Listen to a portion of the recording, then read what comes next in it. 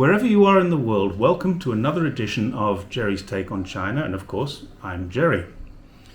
It is common when things need to be done in a hurry that something will go wrong. When situations are imposed on us, we can get upset or angry. And sometimes these smaller incidents turn into things that are much larger spectacles that everyone regrets afterwards. One such incident occurred in Guangzhou on Friday. The city is in the midst of a COVID outbreak. People are on edge. More than 9,000 people tested positive to COVID on Friday and 7,000 the day before. Over the last month or so, about 100,000 people have tested positive and been isolated. Around the world, many people disagree with this policy, but the World Health Organization has made it clear it's a good policy. We may not like it, we may not accept it willingly, or even gracefully, but we must comply with it. This doesn't mean we won't have some problems with it. Guangzhou is a mega city. There are many millions of people living in quite a small area, and some of the areas in the city are under COVID restrictions. However, the vast majority of the citizens can still move around. Business is still going on. People are getting on with their lives, but because there are so many cases in the city, there are some strict restrictions. These are in some areas, not the entire city. These are surgical restrictions which affect the minimum number of people. With a city of 13 million or more, the very few incidents that are making it onto social media need to be carefully considered. We're not seeing hundreds or even thousands of people dying or living with the long-term effects of a disease that even now, 3 years in, the world still doesn't quite understand. Many people will argue that the measures are wrong, and they're entitled to do that, but I'd argue that 1 million people dead is a lot more wrong.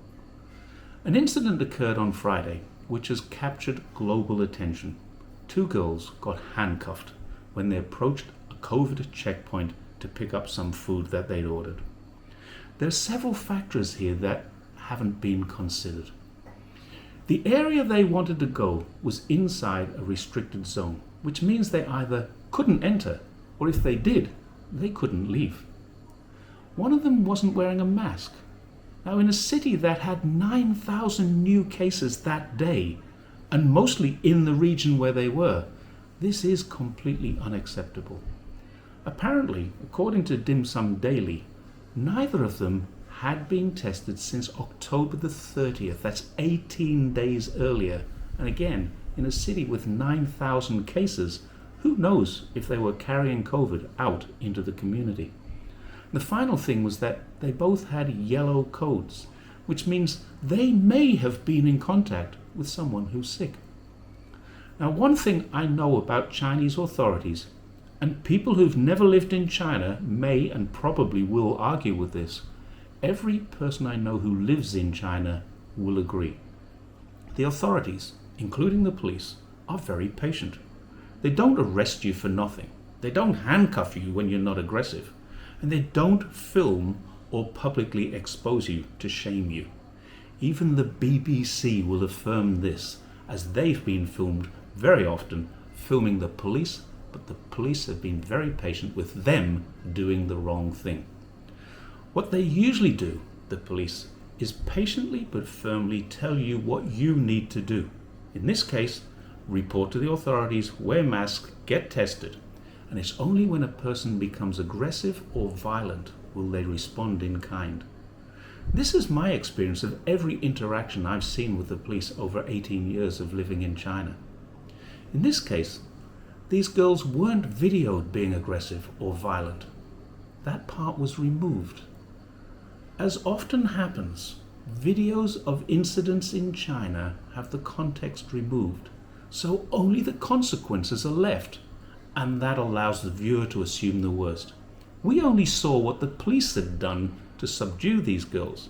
If we're really going to know the story, what happened in the 10 minutes leading up to that point?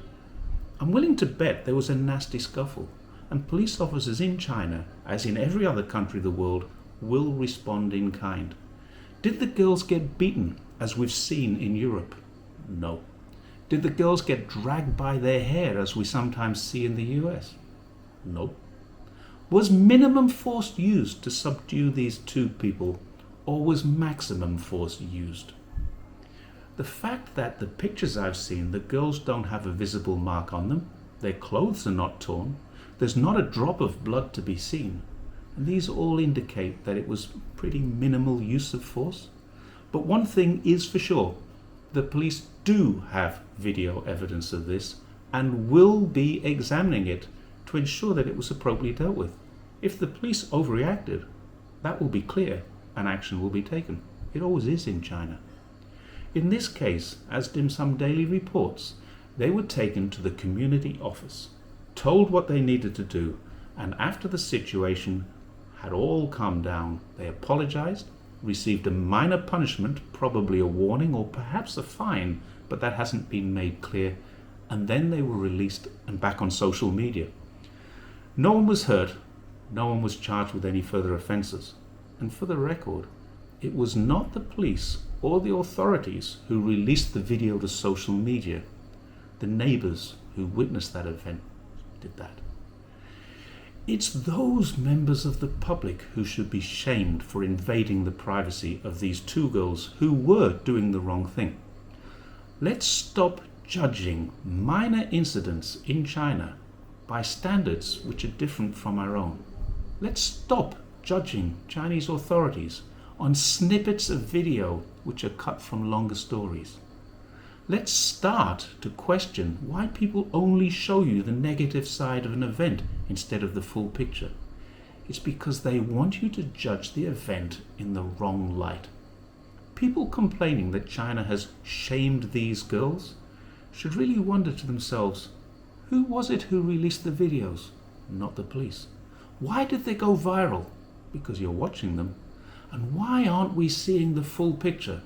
Because the people who have that don't want you to see it. It's only when we answer these questions for ourselves can we really start to see what's going on. If you agree with me, please like, share and subscribe. Let's get this information out.